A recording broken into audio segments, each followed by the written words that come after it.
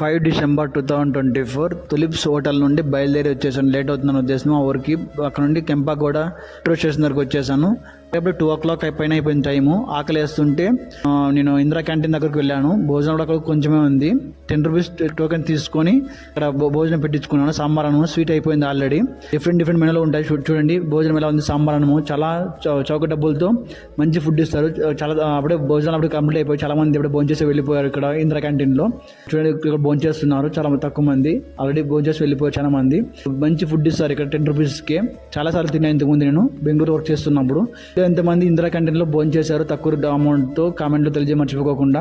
బెంగళూరులో సంబంధించిన వీడియోస్ కూడా ఇక్కడ యూట్యూబ్ ఛానల్లో ఉన్నాయి, వెళ్ళి చూడండి. నేను సంబంధించిన వీడియోస్. గవర్నమెంట్ స్కీమ్లో ఆంధ్రాలో ఎన్టీఆర్ క్యాంటీన్లో 5 రూపీస్ భోజనం ఎంతమంది తిన్నారో కామెంట్లో తెలియజేయని మర్చిపోకుండా. అదేవిధంగా బెంగళూరులో ఇందిరా క్యాంటీన్లో 10 రూపీస్ భోజనం చేశారో కామెంట్లో తెలియజే మర్చిపోకుండా. ఏ ఫుడ్ అంటే ఇష్టమో కామెంట్లో తెలియజేయమని మర్చిపోకుండా.